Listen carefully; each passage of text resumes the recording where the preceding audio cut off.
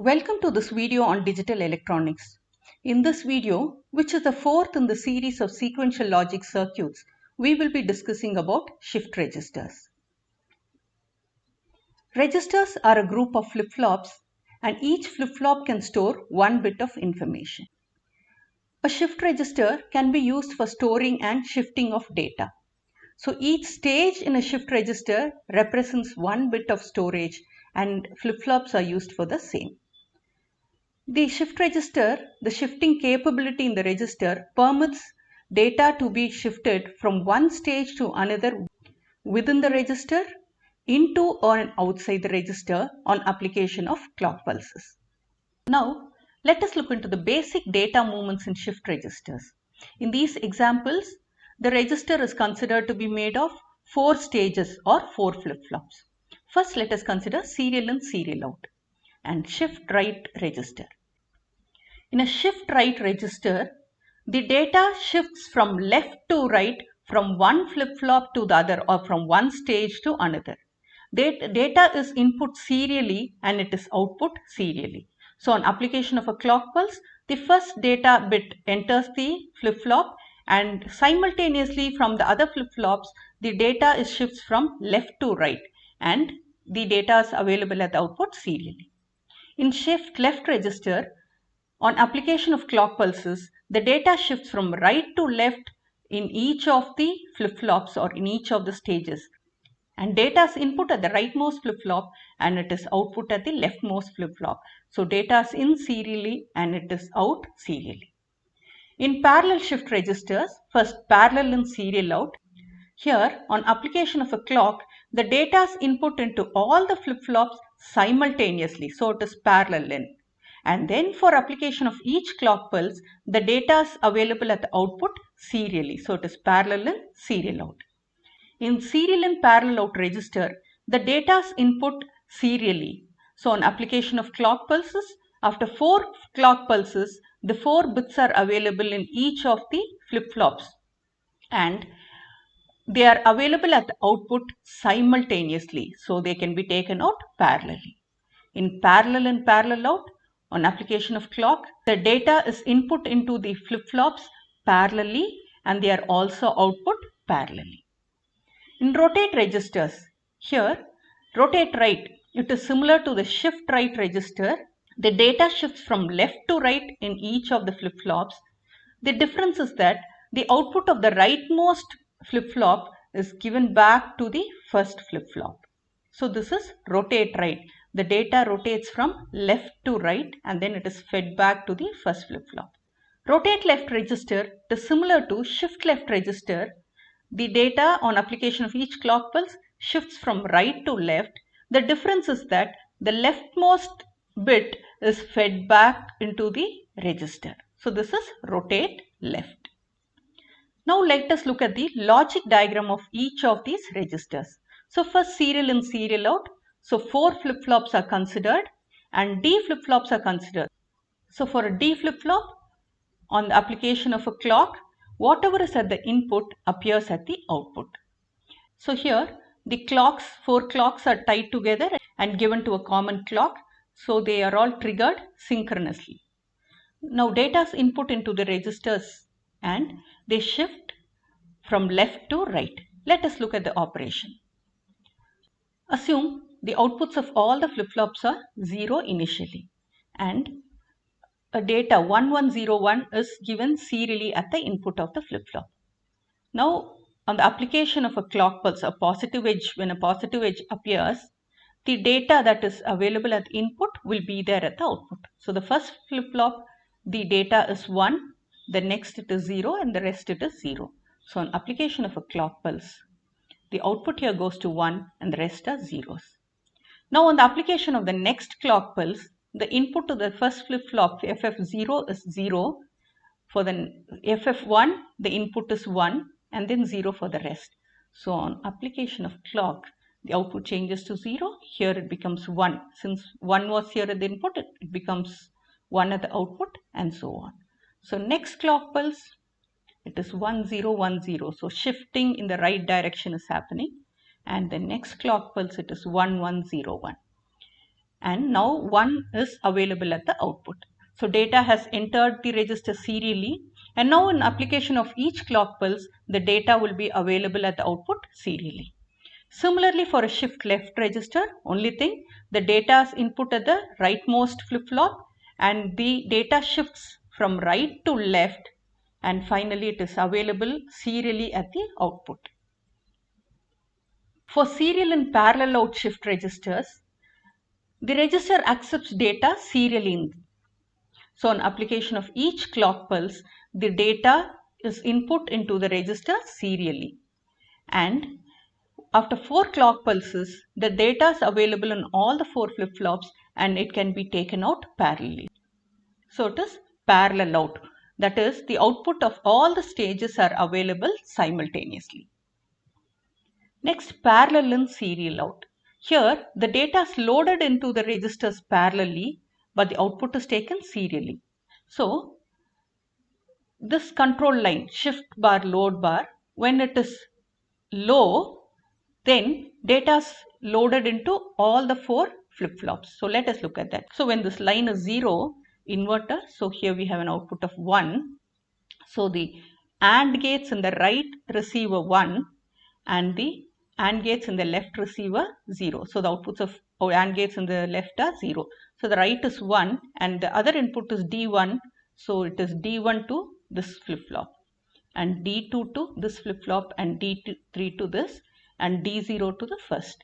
Therefore, on application of a clock pulse, data gets loaded into all the 4 flip-flops.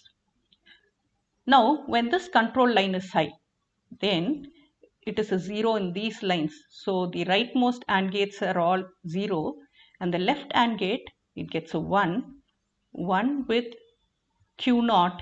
So, Q0 is given to D and similarly Q1 to the next flip-flop and Q2 to the next flip-flop. So serial shifting from left to right happens and data is available serially output on application of each clock pulse. So this is a parallel in serial out register where the data bits are entered simultaneously into all the flip-flops and the output is available serially. Next is parallel in parallel out registers.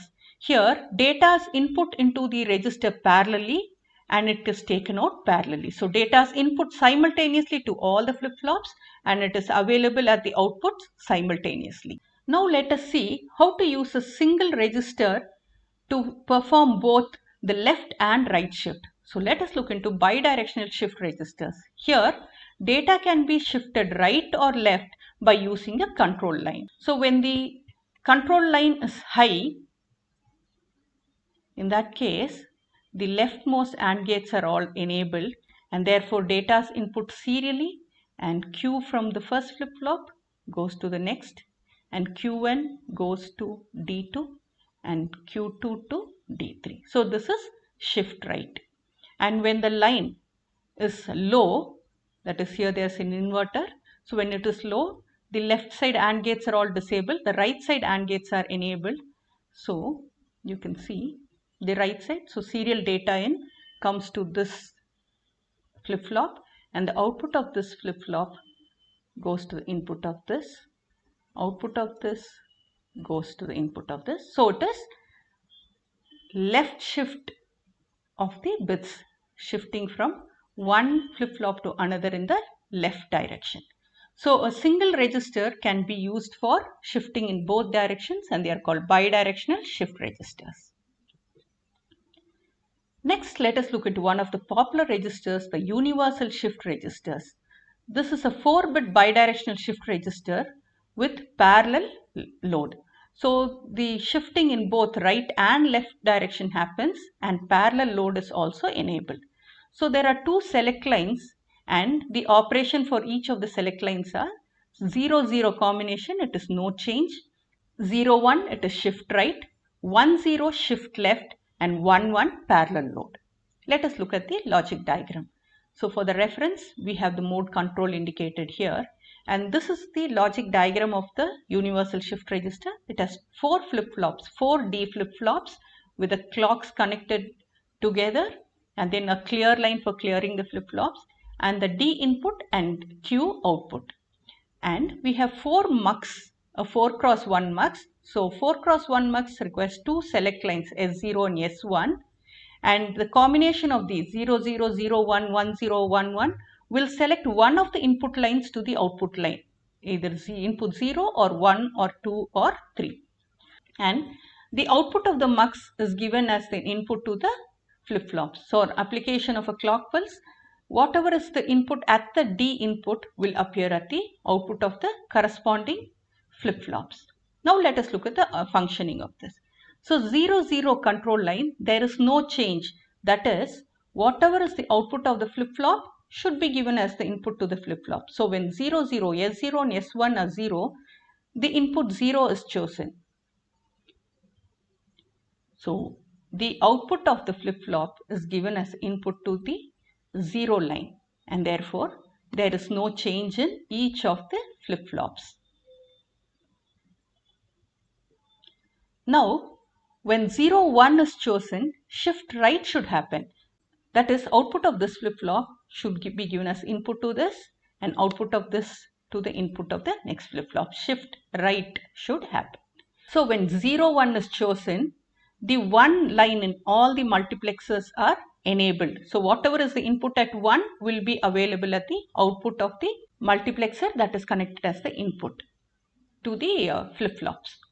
The data is input to the first input of the multiplexer, and that is given to the flip-flop F4. The output Q4 is given to this input 1, which is given to the flip-flop 3. And similarly, the output of flip-flop 3 is given to the multiplexer, which goes to flip-flop 2, and so on. Let us look at this. So the serial input for shift register, the first input receives the serial data input, which is available here. Output of the left side flip-flop is given to the input 1 here, and that is to the next flip-flop, and so on. Now on application of the clock 1, 0, shift left should happen. That is from flip-flop 1 to 2, 2 to 3, and 3 to 4. Let us look at that. So on applying 1, 0 to the select lines, the second input from each of the multiplexers will be selected. So the data should be input to A1, and the output of A1 should be given to flip-flop 2, and so on. The serial input for shift left, data is given into the first multiplexer. So flip-flop 1 gets a serial input. Output of flip-flop 1 is given as input, second input to the multiplexer, which will be available for the second flip-flop. And output of second flip-flop is connected to the third flip-flop input, and third flip-flop output is connected to the fourth flip-flop input through the second input of the multiplexer. Now when the select lines are 1, 1, that is parallel load, the data should be parallelly loaded into all the 4 flip-flops. Let us look at that. So when the select lines are 1, 1, the third input is selected. So to the third input of each of the multiplexers, data is loaded in parallelly. So this is parallel. So the universal shift register for the 4 combinations, for input lines, select lines of 0, 0, there is no change. For 0, 1, it is shift right, and for 1, 0, it is shift left, and for 1, 1, it is parallel load. So shift registers can be used for various applications, such as for delay lines using serial and serial out, then serial to parallel conversion, parallel to serial conversion, shift register counters, sequence detectors, and generators. Next, let us look into ring counters. So they are similar to the shift registers. The only difference is the output of the last stage is connected to the input of the first stage. So we can have an n-bit ring counter which cycles through n states.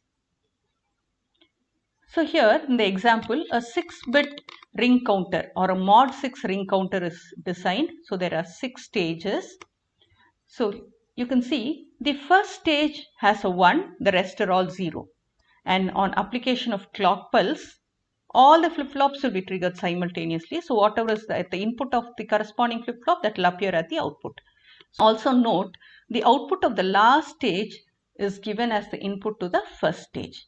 So an application of clock pulse, input over here is 0, so that will become 0. But the input over here was 1, so that gets shifted to the second flip-flop and zeros to the rest. An application of the next flip-flop, this one shifts to the next. So as you can see in the table here, first Q0 is 1 and the rest are zeros. On appearance of the first clock, this 1 gets shifted to the next. This 1 gets shifted to the next flip-flop. And the next clock, the 1 again gets shifted, and this goes on in a cyclic manner. So this is a ring counter. Next is the Johnson or twisting ring or switchtail counter. The difference between this and the ring counter is that instead of giving Q to the first flip-flop, the output Q bar of the last stage is connected to the D of the or input of the first stage. So on application of clock pulses, outputs of all the flip-flops are 0. So Q bar of the last stage is 1, and which is the input to the first stage. So on application of the next clock pulse, a 1 appears at the output of Q0 and the rest are all 0. And next clock pulse, again, since Q bar is connected here, the output becomes 1 and this 1 from Q0 shifts to Q1. So here there is a 1 and then Q0 shifts to Q1. Next clock pulse, again since Q bar is connected, there is 1 on Q0 and the 1s get shifted and so forth till all the flip-flops become 1. When the last flip-flop Q5 is 1, Q5 dash is 0. That is given as input to Q0. Therefore, now the output of Q0 becomes 0 and then the 1s and then this 0 gets shifted to the next zeros and so on. So this is a Johnson counter. So in this video, we have seen the operation of shift registers, both serial shift registers and parallel shift registers, and we have also seen universal shift registers. And then we have discussed on ring counters and Johnson counters. These are the references. Thank you.